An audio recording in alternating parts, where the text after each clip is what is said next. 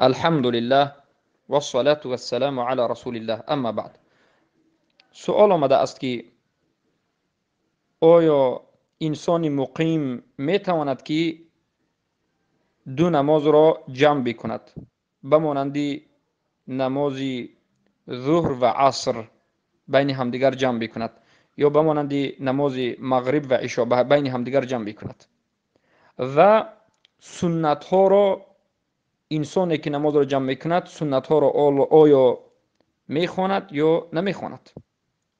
بارک الله فیکم.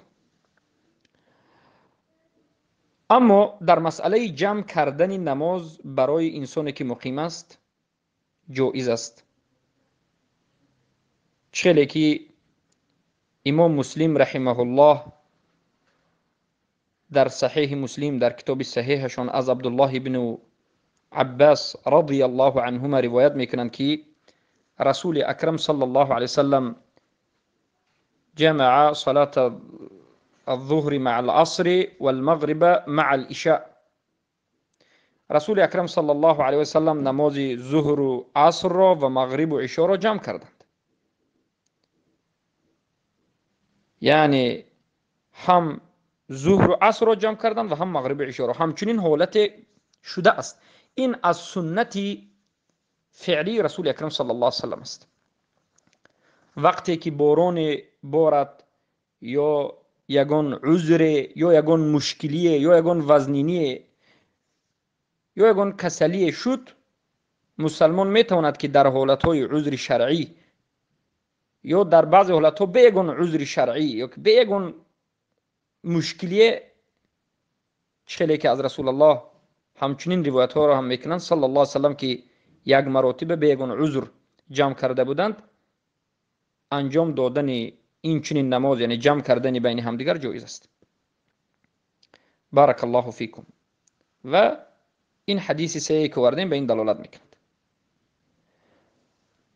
اما آیا سنت های راتبه را که پیش از نماز فرض و بعد از نماز فرض وجود دارد، انسانی که نماز را بین دو نماز جمع میکند میخواند یا نمیخواند؟ سنت ها را چکار میکند؟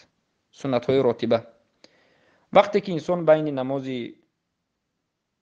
عصر یا که بگیم ظهر و عصر جمع میکند، حتما سنتی پیش از نماز ظهر را پیشین را میخواند. پیش از نماز ظهر دو نمود سنت راتبه است. نمود اول 4 رکعت خیلی که در حدیث آمده است و نمود دوم 2 رکعت. 2 رکعت یا 4 رکعت پیش از نماز ظهر سنتی بوده را اول میخواند. بعد از این 4 رکعت فرض نماز ظهر را میخواند و بعد از این نماز عصر را میخواند. یعنی سنتی بعد نماز ظهر را نمیخواند.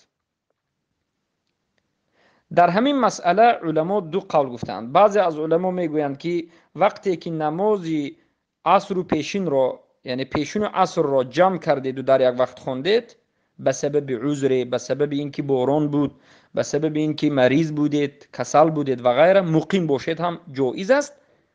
و وقتی که جمع کردید سنتی که در بین این دو نماز است، در بین نماز پیشین و عصر سنت است، سنت نمازی 2 رکعت سنت نماز پیشین است، همین سنت رو نمیخونید و بعد از نماز عصر میخونید. یعنی اول فرض نماز ظهر رو و بعد از این یک باره فرض نماز عصر رو میخونید و بعد از این سنت 2 رکعتی بعد از نماز پیشین رو میخونید. و این سخن جمهور علما است، چخیلی که نووی، ابن قدامه در مغنی، نووی در شرح صحیح مسلم و غیره از علما ذکر کردند. لیکن قول راجح همین است، چخیلی که ابن باز و دیگر از محدثین اینچنین از علما میگند همین است که سنتی 2 رکعت بعد از نماز ظهر یعنی پیشین این ساقط می شود.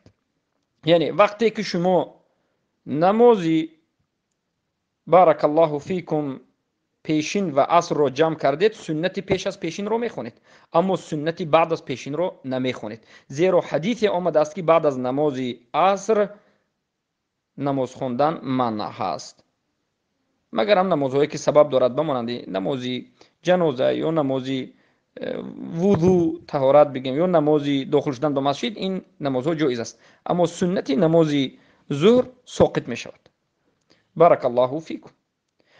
اما وقتی که نمازی مغرب یعنی شام و عشا را خفتن را بین همدیگر جمع میکنید، اول نماز مغرب فرض نماز مغرب را میخونید و بعد از این یک باره فرض نماز خفتن را میخونید و بعد از این که نماز خفتن را میخونید سنت نماز خفتن را بعد از نماز خفتن که سنت هست 2 رکعت این را میخونید و بعد از این 2 رکعت سنتی نماز مغرب را میخونید و بعد از این ویتر را میخونید. بارک الله فیکم. یعنی سنتی بعد از فرض نماز مغرب، سنت راتبه نماز مغرب را بعد از سنت نماز عشا میخونید در حالت جمع کردن، اما سنتی بعد از نماز ظهر را که بعد از عصر خونده میشود گویا نمیخونید، برای اون که بعد از عصر نماز خواندن این نماز مهان شده است. و البته علمای هستن که میخونید، میگن خونید یا نخونید سنت نماز ظهر را باقی ندارد. بارک الله فیکم. و انمین قول است و این قول صحیح است. عمومی سخن این است که وقتی که نماز رو جمع میکنید بین این 2 نماز فرضی یگان دیگر نافله یا که سنت راتبه نباید باشد. نماز فرضی ظهر یک بار بعد از این نماز فرضی عصر خونده میشود اگر جمع کنید.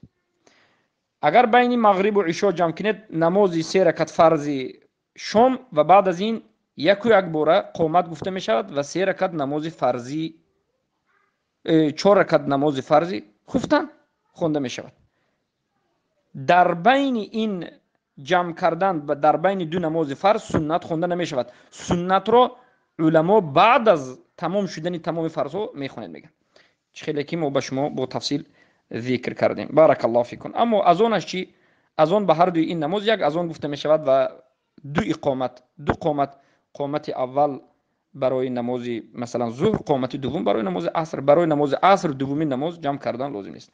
اما وقتی که انسان مسافر است و در سفر به سبب سفر نماز رو جمع میکند در اینجا قصر میکند، یعنی نمازهای فرضی رو 2 رکعت میخواند، نماز ظهر رو 2 رکعت، نماز عصر رو 2 رکعت و البته سنت های نماز در سفر خونده نمیشود. نخوندن سنتی نمازهای یعنی سنت های راتبه نمازها در سفر این خودش سنت است، زیرا که الله سبحانه و تعالی اجازه داده است، رخصت داده است و الله دوست می‌دارد که به رخصت الله چنگ بزنید و این سنت پیامبر صلی الله علیه و آله است که سنت ها را در سفر نمی‌خواند. بارک الله فیکم.